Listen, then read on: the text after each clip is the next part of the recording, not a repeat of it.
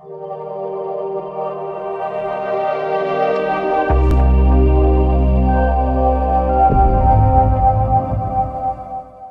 दोस्तों welcome in discover Rajasthan keep discover keep learn. अपने दोस्तों जो टारगेट आरएस प्री बैच है अपने राजस्थान की, इसमें पॉलिटी कर रहे थे जिसमें हमने 2-3 टॉपिक कवर कर लिए थे मेन। आज अपने आयोग का स्टार्ट कर रहे हैं। तो राजस्थान लोक सेवा आयोग जो आरपीएससी है, जो आपका एग्जाम करवाएगी आरपीएससी, उसके बारे में पढ़ेंगे। प्रीवियस ईयर क्वेश्चन यहाँ पे मैंने सारे लिए हैं जो आपके आरपीएससी द्वारा पहले पूछे गए एग्जाम में।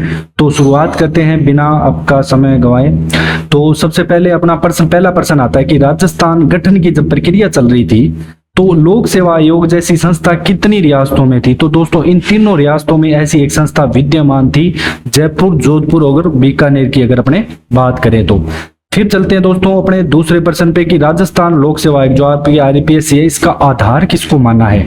देखो जो ली आयोग है ना, इसने सिफारिश की थी कि संघ लोक सेवा आयोग बनाया जाए 1924 ईस्वी में। इसने कहा था कि संघ लोक सेवा आयोग की स्थापना की सिफारिश, तो ये पूछा जा सकता है, संघ लोक सेवा आयोग की स्थापना की यहाँ पे सिफारिश करता है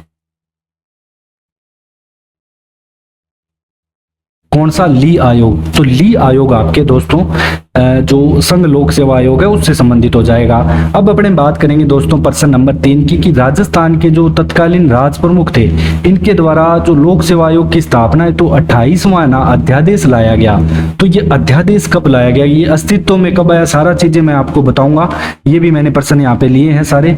तो जो ये आपके अध्यादेश लाया गया, ये आपके 16 अगस्त 1949 को लाया गया, ठीक है, ध्यान रखना। और 20 अगस्त को दोस्तों क्या है कि ये अध्यादेश क्या है, जारी कर दिया गया। अध्यादेश क्या किया, जारी कर दिया गया। अब अपने बात करेंगे दोस्तों क्वेश्चन नंबर 4 की। तो राजस्थान जो आपका लोक सेवा आयोग है दोस्तों, इस टॉपिक को मैंने पूरे डिटेल में भी करवा रखा है, आप जूनियर अकाउंटेंट की प्लेलिस्ट में जाके देख सकते हो, ठीक है, जिसमें राजस्थान की राजनीतिक और प्रशासनिक व्यवस्था की अलग से प्लेलिस्ट है। तो अब अपने प्रश्न पे आते हैं कि जो राजस्थान लोक सेवा आयोग है ये विधिवत रूप से अस्तित्व में कब है? ये मोस्ट इंपोर्टेंट है, ये वाला जो पॉइंट है ना, ये इंपॉर्टेंट है कि ये जो अस्तित्व में आता है ये 22 दिसंबर 1949 को आता है। और आरपीएससी ने अपना स्थापना दिवस भी बनाया था और अब भी बना ही रही है लगातार। तो 22 दिसंबर 1949 को ये अपना स्थापना दिवस मनाती है, ध्यान रखना। तो आरपीएससी की स्थापना आपको 22 दिसंबर 1949 याद रखनी है। अब अपने बात करेंगे दोस्तों क्वेश्चन नंबर 5 की कि भारत के संविधान के किस अनुच्छेद के तहत संघ व राज्य क्षेत्र के लिए लोक सेवा आयोग का प्रावधान है? मतलब भारत का कौन सा अनुच्छेद ये कहता है कि भाई सारे जो संघ राज्य क्षेत्र है उनका एक लोक सेवा आयोग हो जो भर्तियां वगैरह कराए, मतलब जो प्रशासनिक नियुक्तियां करे, ठीक है। और ये है आपके 315 का 1, ठीक है, जो कि आपके संविधान के भाग 14 में मिलेगा, संविधान के भाग 14 में मिलेगा दोस्तों। इसके अलावा दोस्तों 2 या 2 से अधिक राज्यों के लिए संयुक्त लोक सेवा आयोग का प्रावधान आपके 315(2) में मिलेगा। 2 या 2 से अधिक राज्यों के लिए, अधिक राज्यों के लिए जो लोक सेवा आयोग है, लोक सेवा आयोग का प्रावधान, आयोग का प्रावधान अपने को 315 याद रखना है। 1 में क्या है कि लोक सेवा आयोग का प्रावधान है। अब अपने बात करेंगे दोस्तों लोक सेवा आयोग के अध्यक्ष व सदस्यों की नियुक्ति की जाती है। तो नियुक्ति कौन करता है दोस्तों? मुख्यमंत्री की सलाह पर राज्यपाल करता है, लेकिन हटाएगा राष्ट्रपति, ये ध्यान रखना। जो हटाएगा ना वो राष्ट्रपति हटाएगा, वो भी कदाचार लाके। नियुक्ति राज्यपाल करेगा, मुख्यमंत्री की सलाह पे करेगा। तो ये आपके अनुच्छेद 316 में दे रखा है। अब अपने बात करेंगे दोस्तों क्वेश्चन नंबर 7 की कि राजस्थान जो आपका लोक सेवा आयोग है इसके सदस्यों का कार्यकाल अगर पूछ ले तो दोस्तों इसका कार्यकाल जो आरपीएससी का है 6 वर्ष या 62 वर्ष की आयु, दोनों में से जो भी पहले हो ये इनका कार्यकाल होता है, ठीक है। अगर अपने बात करें इसके अलावा दोस्तों यहाँ पे कुल सदस्य मैं आपको आगे क्वेश्चन में बताऊंगा। अब क्वेश्चन नंबर 8 की, यदि राजस्थान लोक सेवा आयोग का अध्यक्ष अपने पद से मुक्त होना चाहे तो त्याग पत्र तो राज्यपाल को ही देगा, लेकिन हटाया किसके द्वारा जाएगा? राष्ट्रपति द्वारा। ये बार बार मैं क्यों बोल रहा हूं, ये एग्जाम में आता है दोस्तों, हटाया राष्ट्रपति द्वारा ही जाएगा।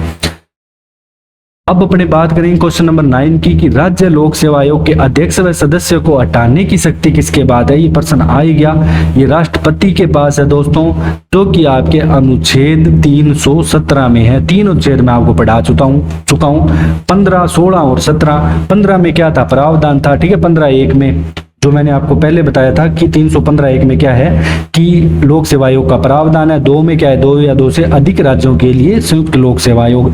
इसके बाद मैंने आपको कौन सा अनुच्छेद बताया, 316, जिसमें कि इसकी नियुक्ति होगी लोक सेवा आयोग के अध्यक्ष व सदस्यों की। फिर 17 में मैंने आपको क्या बताया कि राष्ट्रपति इसको क्या करेगा कि जो वर्णित 317 में वर्णित प्रक्रिया है, इसके अध्यक्ष व सदस्य को दुराचार, ठीक है, दुराचार या कदाचार या कुछ भी कह सकते हैं,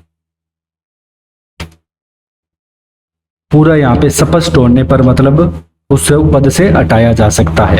अब अपने बात करेंगे दोस्तों क्वेश्चन नंबर 10 की कि भारतीय संविधान के कौन से अनुच्छेद के तहत लोक सेवा आयोग अपनी रिपोर्ट या प्रतिवेदन राज्यपाल को सौंपते हैं। ये पूरी डिटेल देते हैं राज्यपाल को कि हमने ये काम किए, तो अनुच्छेद 323 के अनुसार देते हैं, प्रतिवर्ष देते हैं। कब देते हैं, प्रतिवर्ष ये प्रतिवेदन देते हैं राज्यपाल को, तो अनुच्छेद 323 याद रखना है, इसके तहत देते हैं। अब अपने बात करेंगे दोस्तों अध्यक्ष व सदस्यों की संख्या, दोस्तों ध्यान रखना। तो यहाँ पे जो संख्या आती है, एक अध्यक्ष व 7 सदस्य आते हैं, कुल 8 आते हैं, ठीक है। इसका दोस्तों मैंने सारा शॉर्ट में ना टेलीग्राम चैनल पे डाल रखा है, जिसमें सभी आयोगों के अध्यक्ष सदस्य पूरे दे रखे हैं कि इसमें कितने होते हैं।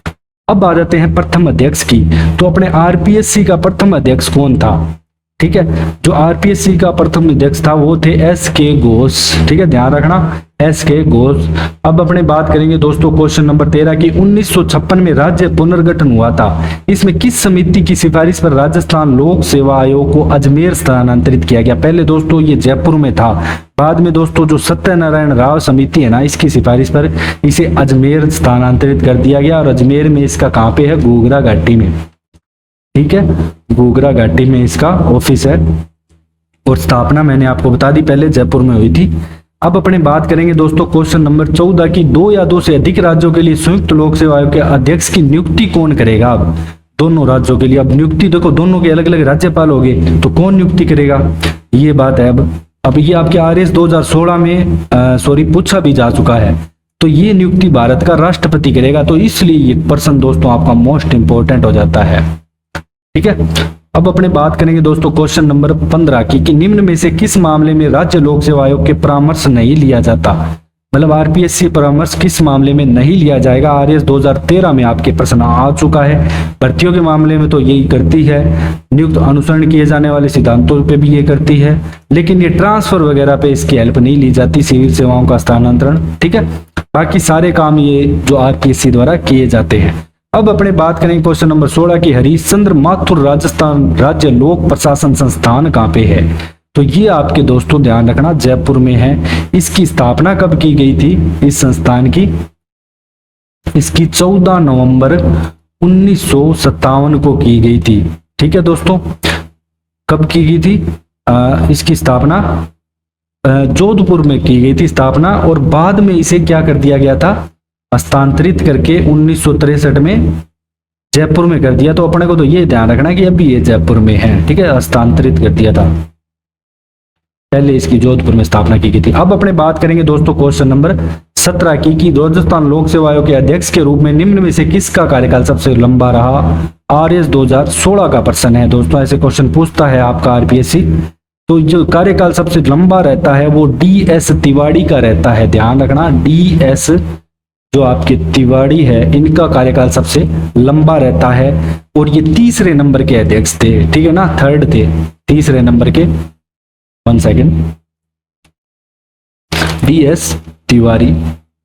और अगर आपसे पूछ ले कि न्यूनतम कार्यकाल किसका रहा, न्यूनतम, तो ये आपके रहा दोस्तों पी.एस. यादव का, जो कि रहा आपके मात्र 37 दिन।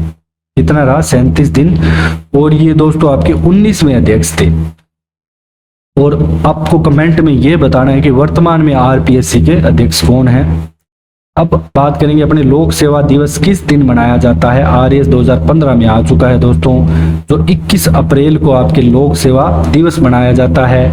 और इसी के साथ आपके दोस्तों ये टॉपिक जो आरपीएससी वाला है ये कंप्लीट होता है। इसका एक प्रकार से हमने क्विक रिवीजन किया है। ओके, तो अगर आपको हमारा कंटेंट पसंद आया तो आप डिस्कवर राजस्थान को ज़्यादा से ज़्यादा शेयर करें, सब्सक्राइब करें। Thanks for joining discover Rajasthan.